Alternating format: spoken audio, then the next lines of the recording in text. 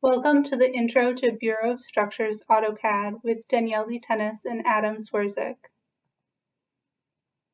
Today we will be going over introductions.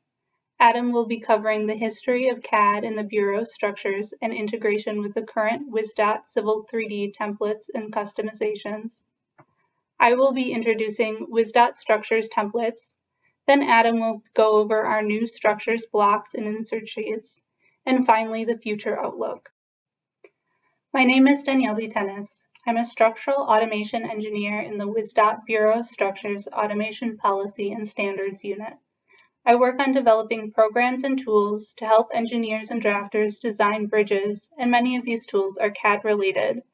I'm also the leader of the team migrating the Bureau of Structures from MicroStation to Civil 3D this year. Next, I'll turn it over to Adam for his introduction. Hello, my name is Adam Swerzik. I work for WisDOT Bureau of Structures as a structures design engineer. I was a creator of the BOS MicroStation user group, and now that we're transitioning to Autodesk, I'm a member of the Autodesk migration team and will be the lead for the BOS Autodesk user group.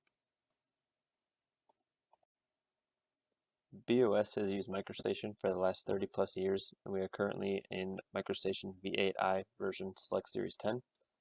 We are moving forward to AutoCAD this fall with a full rollout in January, and for numerous reasons, one of which is that we will now be on the same platform as roadway designers, helped mitigating some of the translation issues we've had in the past. And additionally, there are significant changes to the newest version of MicroStation Connect that would cause us to need to rewrite many of our custom tools that we have. Some background on where BOS is at with the methodology in the past. We've tended to draw our details to scale and then scale up our sheet borders around the details. We're very much looking forward to being able to utilize this new paper space concept, new to us paper space concept, moving forward in AutoCAD.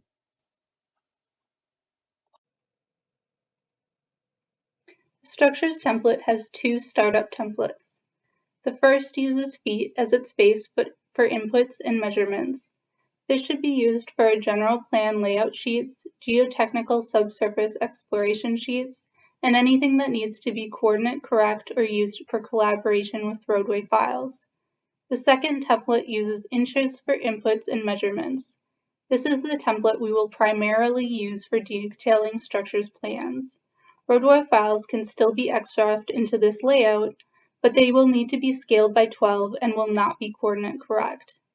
In addition, we have added 4 sheet layouts, 104 structures blocks, many of which are dynamic and contain multiple blocks within, 83 B or bridge and 28 H or hydraulic layers, 2 new line types, 2 text styles, 2 dimension styles, 4 multi-leader styles, and a tool that converts MicroStation drawings to AutoCAD drawings and formats the styles correctly to match the new styles that we've created.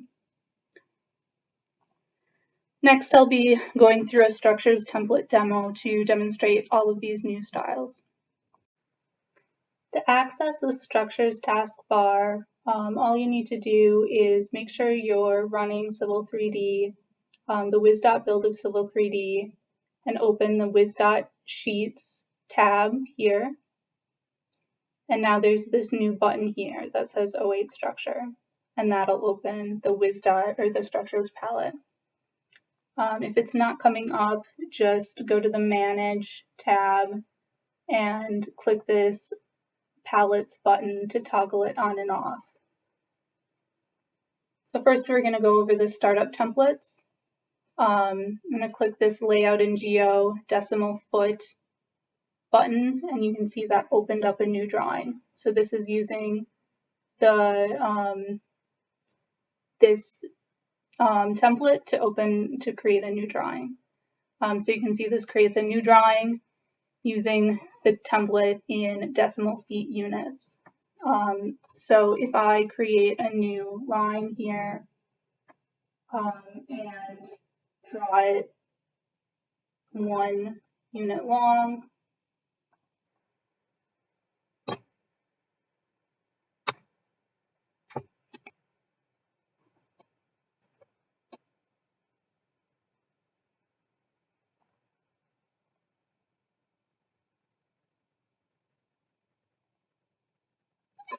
you can see that it's measuring 1 foot. Then if I go into the details, and it'll create another drawing here, number 3, and then if I do the same thing and create another line here, 1 unit long, and measure this one, now it's only 1 inch long. So that's the difference between these two.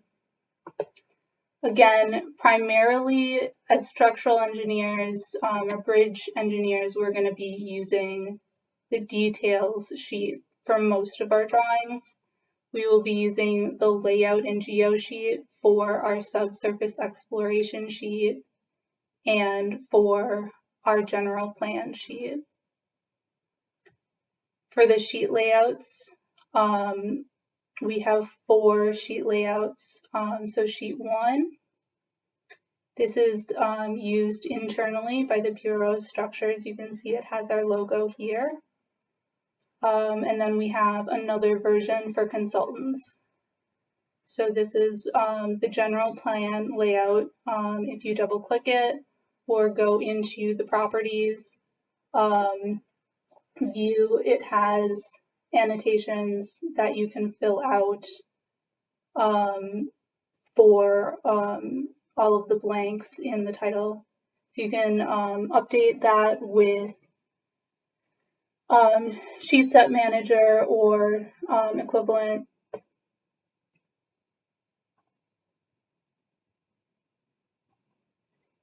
Sheet 2 is used for all of our other sheets.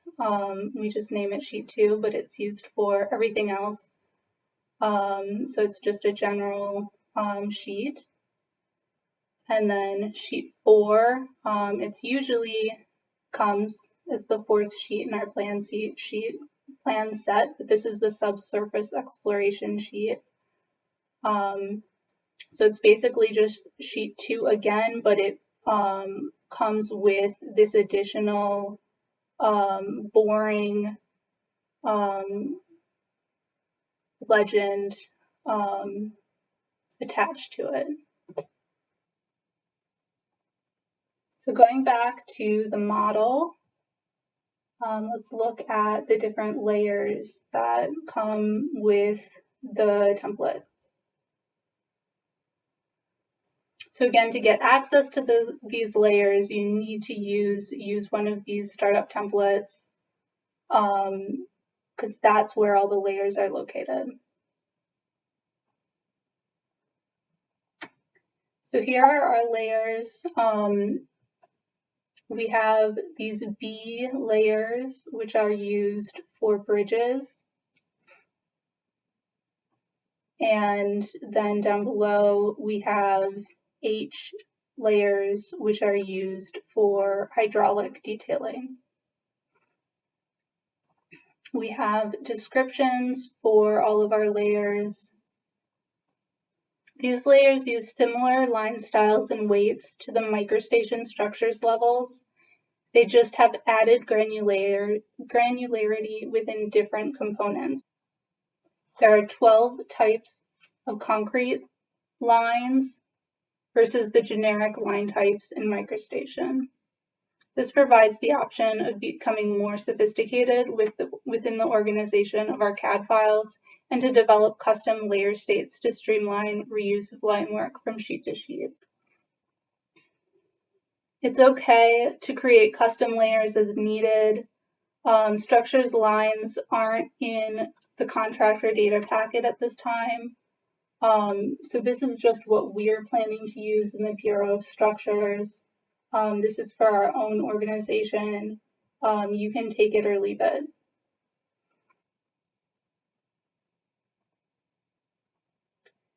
We have 2 additional line types that we've added. One is break line.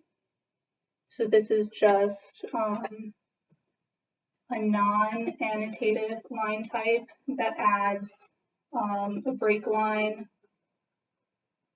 See, I'm not sure what scale this is at. There we go. Into the line, and it'll continue adding additional break lines as you go. And then we've also added ground, which will add ground hatching, and this one goes along with one of our layers.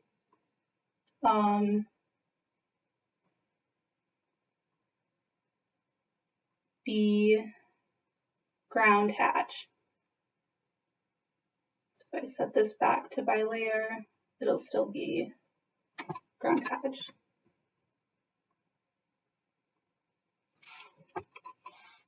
And then if I set it to different annotative scales,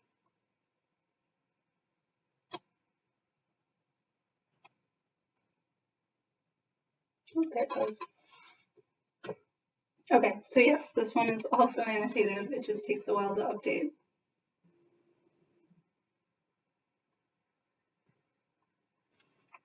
Okay. So speaking of annotations, we have built-in annotation scales here. These look a little bit different than the roadway scales. These are what we used in MicroStation. So if you look at the scaling here, it's pretty intuitive. So 1.0 is just 1 paper inch equals 12 drawing feet. The only difference between what we were using in MicroStation and what we're using in Civil 3D is that in MicroStation, we were scaling to the old 22 by 34 paper. So now we're using the 11 by 17 paper. So now a 2 scale would be equivalent to the old 1.0 scale. That doesn't really make a difference, but these are the scales that we have built in, and you can add custom scales as you need them, and you can feel free to rename them or whatever you want. For text styles, we have 4 built-in text styles in addition to the legend style, which we're not using. So standard and annotative are just for any regular text. Obviously, annotative is annotative.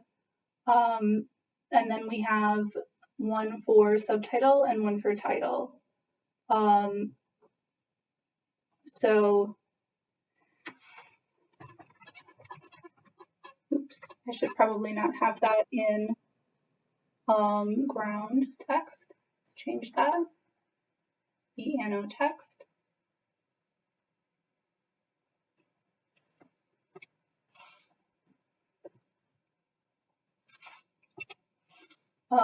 So what we use subtitle for is for subtitles, obviously. In general, we want that to be underlined. So then we just use the underline feature.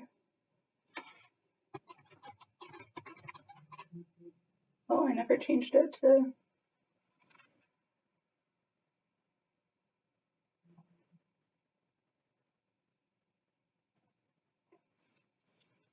and then we also have the layer, the anno title text for subtitle and titles.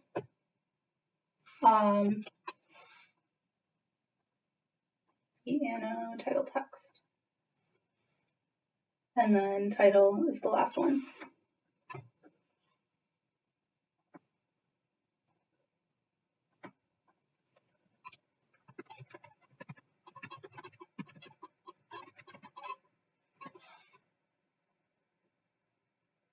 And then again, that should be underlined.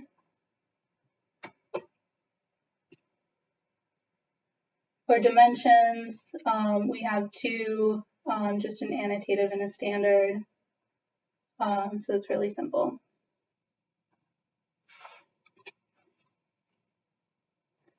And then for multi-liter, which we will also put on the bead nano dimension layout, we have four different dimensions. So the three of these are actually the same.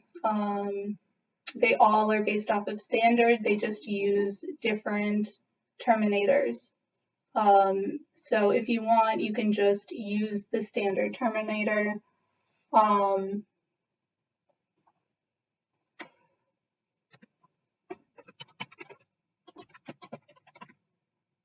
And then change the terminator at the end. So we have one set to dot blank for the dot style, and then another one set to integral for the swirl style, because those are the two that we commonly use in addition to Open30. And then the fourth style we use is keynote, which are commonly used on our abutment and pier sheets for our standard notes. So this one is another one.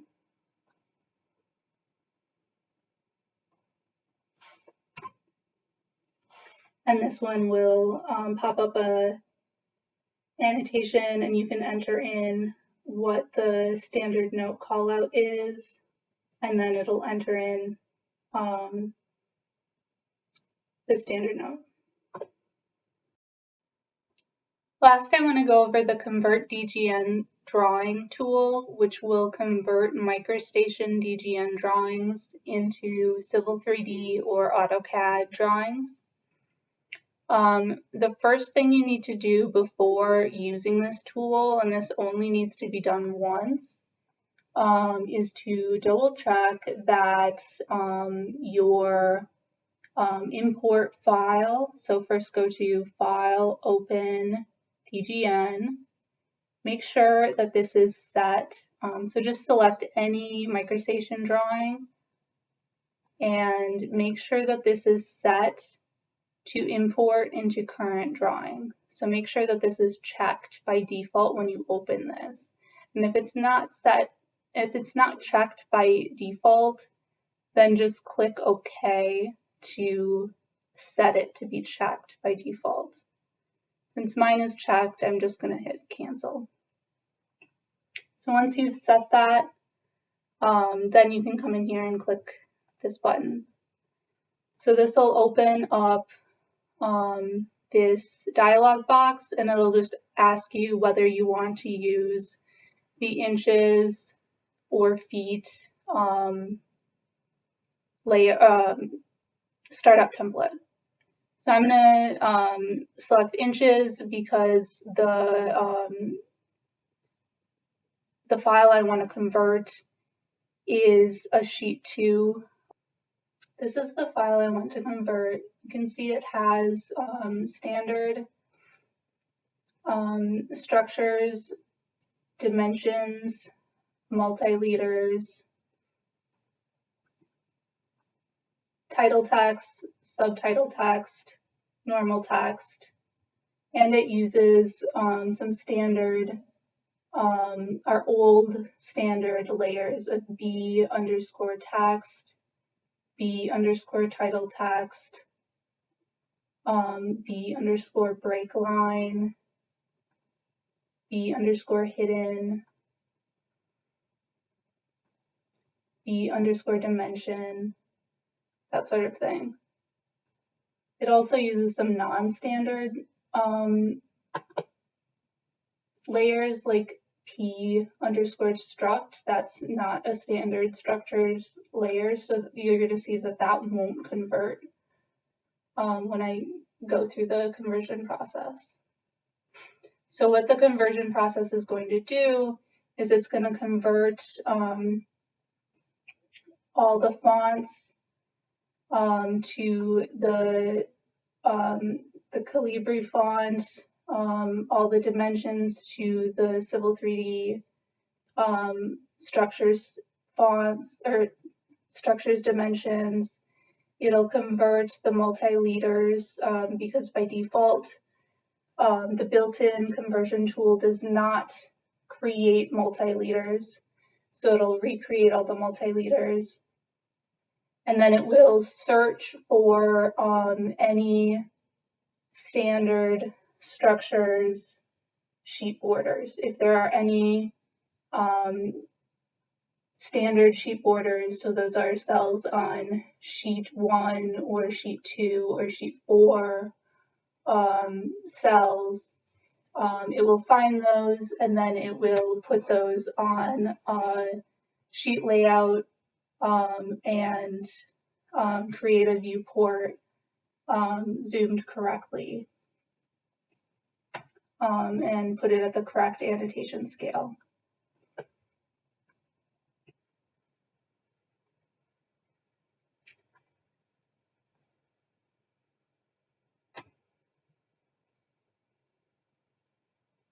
It just takes a few seconds to run, and there we go.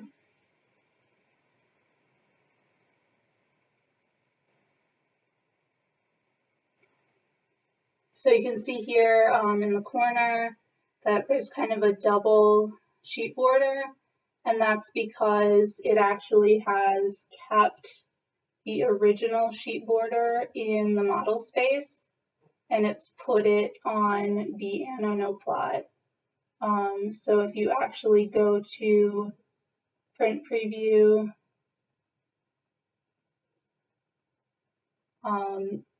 you won't see that double. So you'll actually have to get these attributes and fill them in on the block attributes here. Some other things you'll have to be aware of.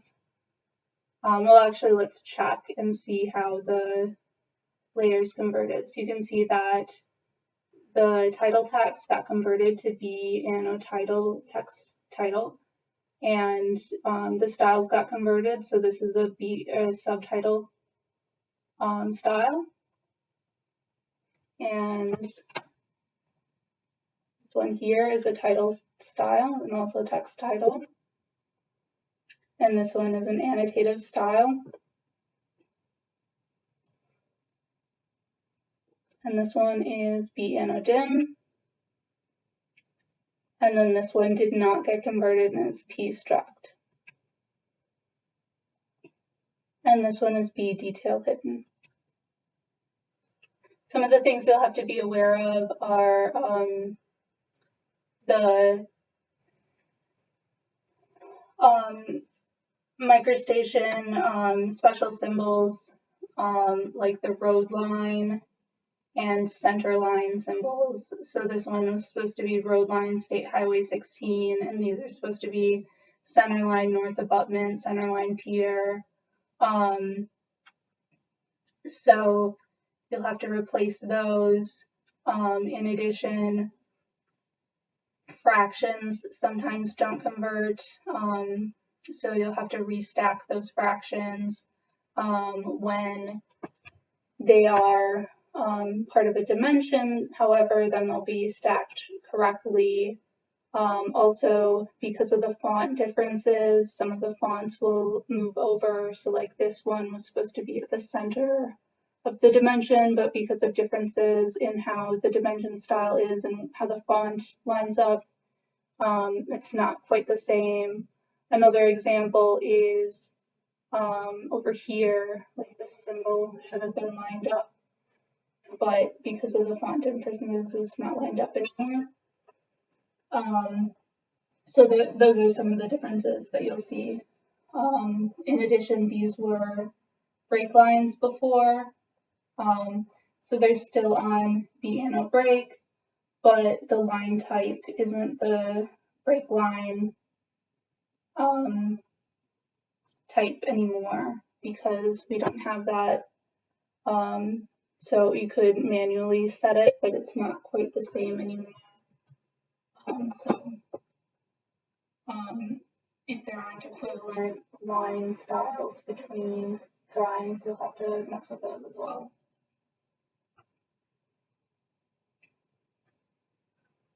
So that goes over most of the things with the conversion tool. Another thing is that you don't have to only convert one drawing at a time.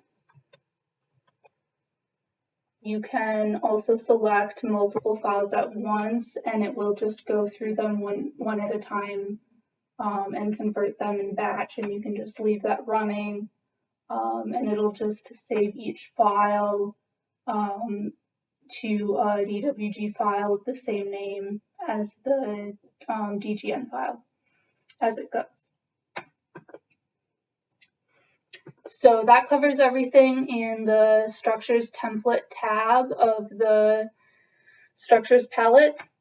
And with that, I'll hand it off to Adam, and he will go over the Structures block.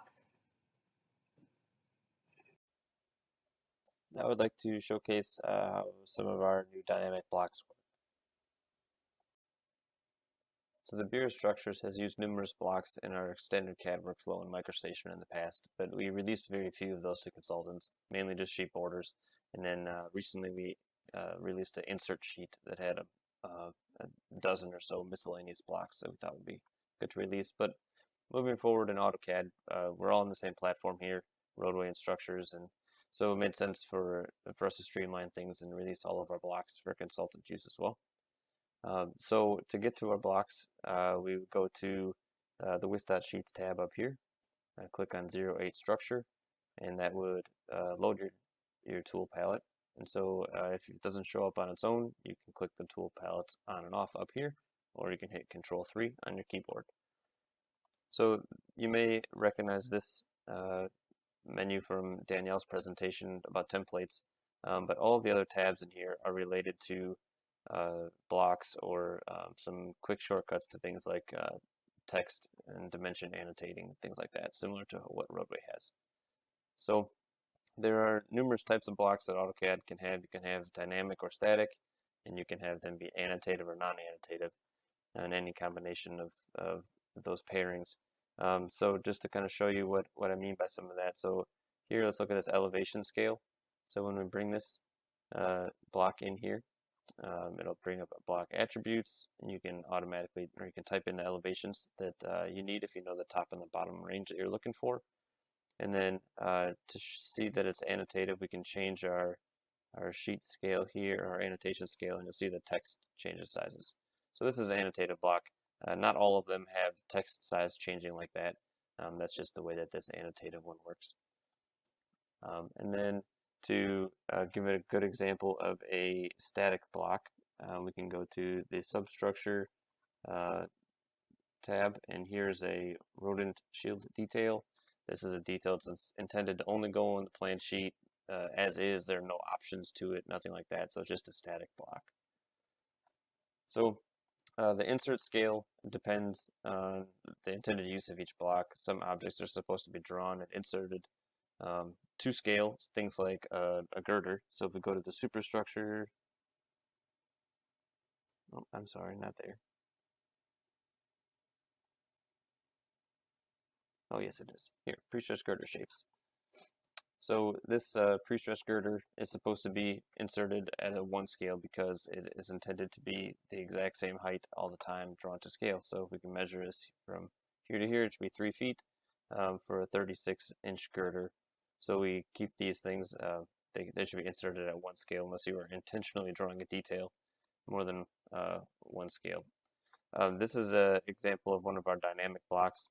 I showed this little drop-down menu here, so all of the different varieties of girder shapes that we use in our standards or that we have used in the past are listed here. And then the other little thing that's dynamic are these little red lines up here on top. This is for trying to get your the girder haunch to match up with like the slope of a deck. So you can take this line and bring it up here, take this line and bring it to here as well.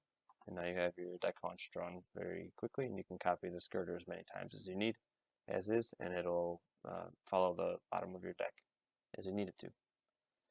So basically, with all these blocks, sometimes trial and error will be your best friend to try to figure out exactly where they're supposed to be. Generally, things were created with the intent of being inserted at an annotation scale of 1 would mean your block scale of 1, but that might not be true for every single block. So, for example, I'll demonstrate a more robust block. We have an A1 abutment block here that has a lot more options and functionality to it. So I'll just put it over here to the side, and here we have the same attributes list that shows up, and it gives you a bunch of options to fill in some rebar data and berm elevation if you know that off the right from the get-go. If not, we can always enter that data later.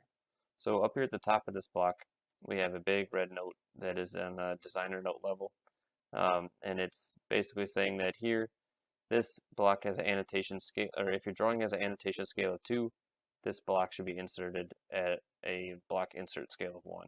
And then it also lists a couple other blocks that we need to use in conjunction with this one to get all the functionality for the full detail that we need. So I'll kind of go through what I mean by that. So here we have our abutment section, section through the abutment body. And as we click on this block here, there are options down here you can see. Might be a little bit difficult to see, but we also have some sliders and a couple different places that we can make modifications to our abutments in these relatively standard ways. So just to get started here, we'll just choose an option. So we'll say we have a fixed abutment, and then we have let's say 7 bars along the back face. So when I change that, there is the number of bars here in the back face changed dynamically. So then as we go up here, we look at the other blocks that we might need. So that says longitudinal bars between the beam seats. We'll get to that one last. The pile elevation block.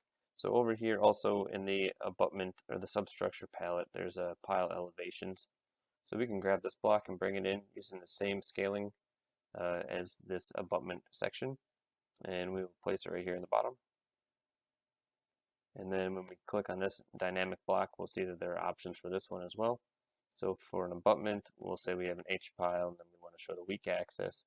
And then if we know the pile size, we would say you have a HP 12 by 53. We could type that in or make that selection, and it will show the line work correctly here. So the other thing we can do is, and this cell allows us to stretch the end of the pile to certain predetermined lengths, 6 inch, 1 foot, and 2 foot. 2 foot is standard for an A1 abutment like we have here. Another block in the list up above that we need to insert here is a slope paving block. So over here again in the same tool palette tab, we'll grab the slope paving block, and we'll bring that one over here and just place it at this location.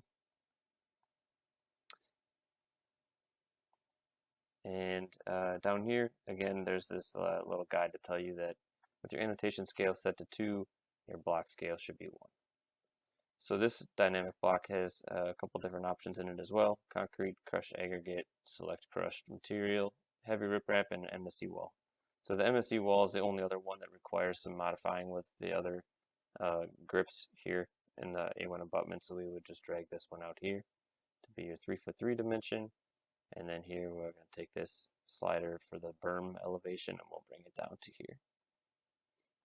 Something else that might be needed from time to time when layering these blocks on top of each other is you might need to go in here and in your display order just send something to the back so that a mask of this text here is supposed to be masking that aggregate. That way you can see that correctly. So then the last part of this block that I wanted to discuss was the longitudinal bars between the beam seats.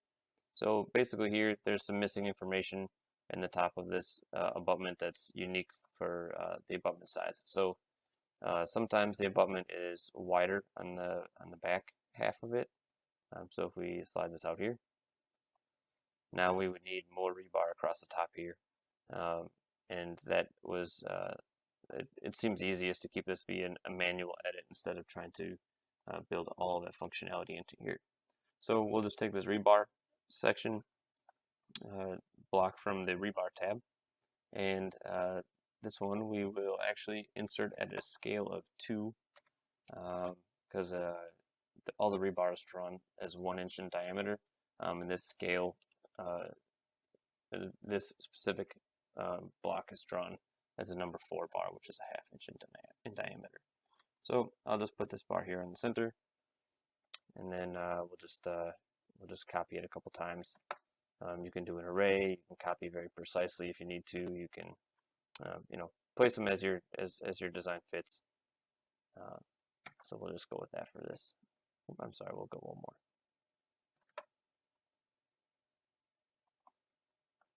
So there we go. Now the last thing is we'll delete out the duplicate block that we have here, and then all of these rebar dots. It's good practice to go put them on the correct layer, which in this case would be B rebar substructure.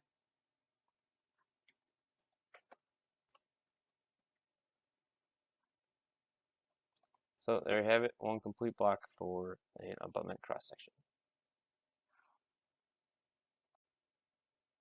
So with many structure details, as much as we'd like to standardize everything, sometimes it's just not practical. So what I'll show you is how you can take these dynamic blocks and we can modify them, or we can explode them in a different way so that we can preserve their dynamic nature and not destroy the attributes. So over here, I'll take this one, it's just a copy of the previous one, and we'll type in explode. And you can see that back here, this attribute changed back to its name, which was backface bar number. And this one says pile vertical, pile spiral, etc. So a lot of that's meaningless, and then if you try to go edit it here, you can type in an A508 and hit OK, and nothing changes there. So the proper workflow in AutoCAD to take a dynamic block and turn it into pieces and preserve all the attributes is actually to use the burst command. So just like that, we can just type in burst, and now all of these are just text boxes. Liters are still liters, arrowheads and things like that. But all of our bars are just text to be edited. So now we can type in our A508, and it shows up as A508. So the other thing I wanted to mention is if you need to go load a block from our structures library, you can get there by going through the C WisDOT standard Civil 3D 2020 components blocks folder, and then in that folder it's called structures.dwg. So structures plans have insert sheets, which are similar to the roadways construction detail sheets that get added in. Standardized set of line work that is really unchanging from plan to plan, but nevertheless there are numerous varieties of the same line work that are needing to be modified for each individual project. In MicroStation, we handled this by toggling levels or layers. Different lines would be shown on only certain layers, and then if you turn on the right combination, then you get the full picture of what you're looking for. With AutoCAD, we're moving to a more sophisticated method, and we are using a series of coincident dynamic blocks to change our line work. So for example, if you click on the little blue triangle next to the word girder size on the right, that will bring up a list of different sizes of girders that will change line work directly for that specific component. And then again, for the drop down next to the word plates, will allow you to change the number of plates involved for this specific detail. And both of those individual dynamic blocks are placed on top of each other so that the lines show up in the correct way on the plan sheet.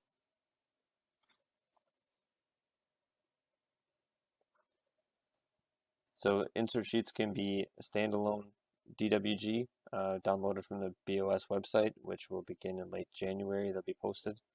They could potentially also be used as in a multi-layout DWG file. It would be a little bit more of a workaround to accomplish that. It would be copying the layout from a DWG and then X-referencing the line work in, and then binding it to your file and with the insert methodology and then exploding it one time. And that would give you the same functionality as using the line work directly on a standalone DWG. So now I'll take you into AutoCAD, and we will I'll show you the way around how an insert sheet is intended to operate. So to get to the insert sheets for structures, all I have to do is Google WisDOT Bridge Manual. You can find our link here, and there's a tab at the top. It's called Insert Sheets. And here's where we have a list of all of our current MicroStation insert sheets, which will all be replaced with the AutoCAD insert sheets as we get them all wrapped up here in the next few months. So all you do is click on one of those, that'll download it to your downloads folder, and then in Civil 3D, we'll just go here and we'll go to WisDOT Sheets. Let's open a structures template here. We'll just do a details template because this isn't coordinate correct. And then we can go ahead and we can open up a file from our downloads. And we'll just start with this one, an elastomeric bearing pad for a pre-stressed girder. So the way that these insert sheets operate, there's multiple blocks that are all sitting on top of each other. The first one is just like the framework around the outside and any line work that does not change from situation to situation. And then the next block reference would be this plates option. You can see gets highlighted here. So it'll give us options for some plates. And you can see over on the left, you can see which part of the drawing is highlighted, what part of the line work is contained by this one. And then the block reference for the girder size. So we'll start with the girder size one. And to operate the insert sheet, all you have to do is choose a drop-down menu. So for all of our wide flange girders, 36W, a 45W, 54W, anything ends in a W, we use the same layer here. If you have an older shape of girder, you might have like a 28, for example, or a 36. You can see how the line work dynamically changes for what we're dealing with. So let's just go with the wide flange one for this example. And then we'll go through here and we'll go to the plates option, and we'll say that our design told us we needed 5 plates. We'll just go and change it. It's that simple. And now we have line work that is set to work for a 5-plate situation with a wide flange pre-stressed girder. So the next thing we want to do is go down here to the layout tab and just take a look at your sheet, and you can see that the title is already filled in for us based on the insert sheet settings, but the rest of the title block is not filled in. So that's something that can be done maybe with Sheetset Manager or manually by adding the attributes in it. The other thing I'm looking for here on the sheet is anything that's like hatched in red. These areas are a designer note layer, is trying to help identify spots that need some custom entering. The other way that you can get to figure out where those things are is if you click on this block here and you open up your properties window. You might have some custom attributes listed there. So this particular insert sheet does not have any attributes in it, but you can come in here and you can double click on that dimension. It'll give you your attribute editor. You can say that this needs to be, we'll say it needs to be like 1 foot 2 inches long. And hit apply. Okay, and then also in that same window, we could have gone ahead and we could edit the other attribute, which is the plate width. So these things, they have labels that go with them, so you can edit everything right here in place, or you can go and you can change them one by one as you need to, what you see on the screen. So we'll go over here, and this is the other one that I noticed. So we'll double click on that one. And sure enough, it's the other plate width. So again, we'll call it 1 foot 2 inches. And I think we're done. So then to kind of notify yourself that you've hit everything, we can go to the layer manager, and we can turn off this B Anno design notes layer so that it won't show up anymore. It's set to no plot already, but it might just be good practice to turn it off so that you know that you've gotten everything. And then this insert sheet is all ready to go. I'm sorry, I misspoke a second ago. Actually, the design notes layer is set to plot to red. Just another little safeguard to make sure you get everything that needed to be entered here. So turning it off in the layer manager is definitely a good thing to do. So let's go through the other method of inserting an insert sheet. So in our structure template drawing that we just brought in, drawing number 2 is set to the structures template. So we can go to the layout tab on the bottom, and we right click on it and we say from template. Then here we can go and we can find our insert sheet in our downloads. So let's use this SS42. And it's going to ask us what layout do you want to import, and you say this one.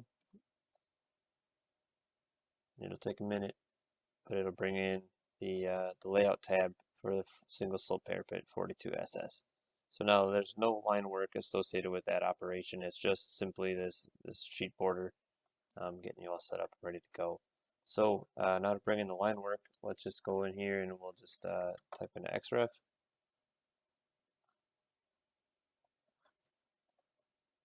And we will again go back to the downloads folder and we'll grab that same file. And we will say it's an overlay. Everything else is alright as is. We can close that out. And then let's just do a zoom extents to find our line work. So as you can tell, here it is. It showed up just fine. This is the with the xref methodology, it's all like grouped into one, so you can't see the individual blocks that are part of this. So to get that part back, let's get it back individual. So we'll go here and we will go to the bind and we'll choose the insert option and hit OK.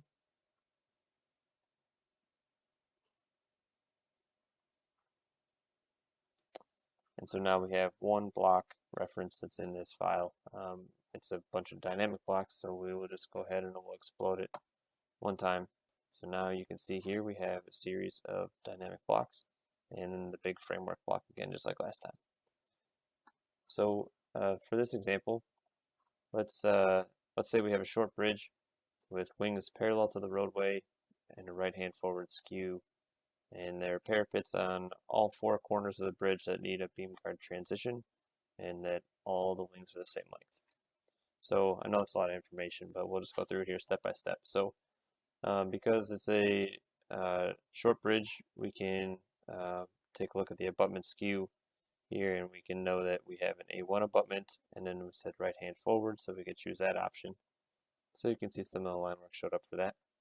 And then also we have parapet transitions on all 4 corners of the bridge. So we'll go ahead down here and we'll choose 2 transitions per abutment. That will help populate some of the rebar in the table, and then we have the same wing length for everything. So we'll do that, and that will bring up most of our options here. So in this case, because we have wings parallel to the roadway, we don't need this parapet transitions, and we also don't need the parapet on a structural approach slab options either. So we'll just delete those out to help minimize potential errors. So here again, just like the last insert sheet, it's 90% complete or whatever, and we need to go and finish up the rest of the way. So here we do have some custom attributes ready to go right in the properties window.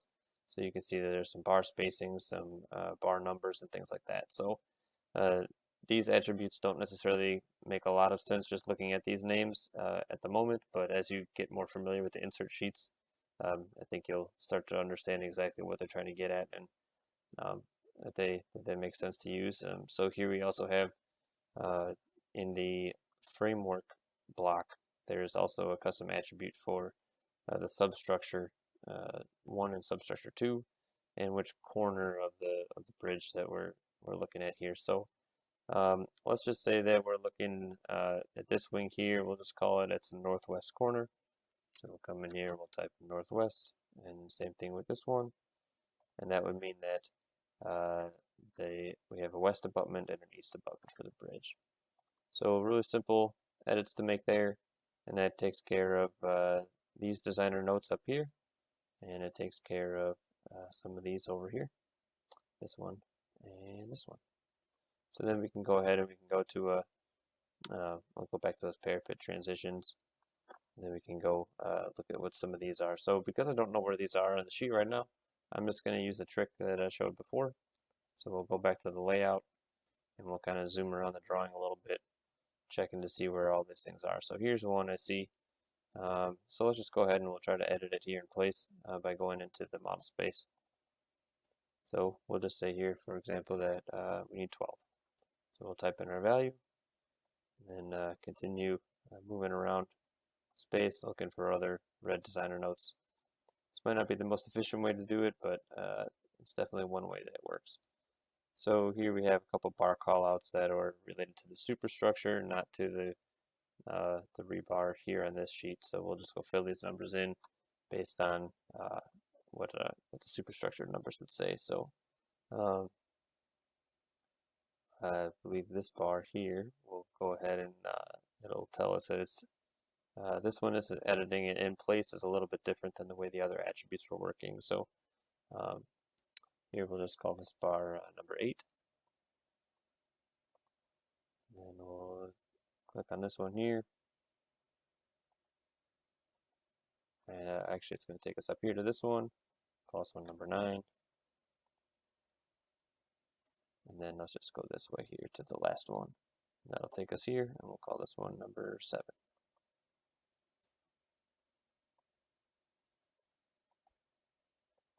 All right. So this will again get us to a reasonable extent complete for most projects. And here there's still some other things that are missing that need to be filled in. Some bar counts for the different types of bars you have here, and some bar lengths over here are custom based on your wing length. So these are still some things that need to be filled in. Inevitably, when you're working on a project, there's almost always some sort of customization that's needed on any of these projects, and the insert sheets do their best to try to get most things taken care of on their own, but not everything can get captured pretty easily. So if you need to make further customizations to the insert sheet, the suggestion is to go here and maybe grab each individual one, maybe grab all of them at the same time, but you can always just explode it. And unfortunately, you lose your functionality by doing so for your visibility states, but at this point, you already have the best framework to start from, and so then you can go from there and you can go make your modifications as you need to.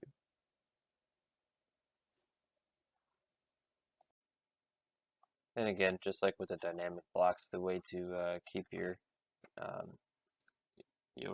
attribute functionality is to type in the word burst, and that will explode this in a more controlled way that doesn't destroy all that functionality. You still lose your functionality with your drop downs and things like that, but you will at least have your attributes, the text will be preserved as you typed it in before. So looking forward, BOS is going to continue developing tools to help us draft more efficiently and improve our consistency with drafting. We have many tools in MicroStation that were customly built for our use, and not all of us have been converted over to work for AutoCAD yet. Some of them are included in basic AutoCAD functions, and some of them are not. So that's something we're going to be spending some time on over the next year or so to get us back up to the spot we were in with MicroStation with those tools. Additionally, we're going to look to continuously improve the use of the Civil 3D functions in our typical structure plans.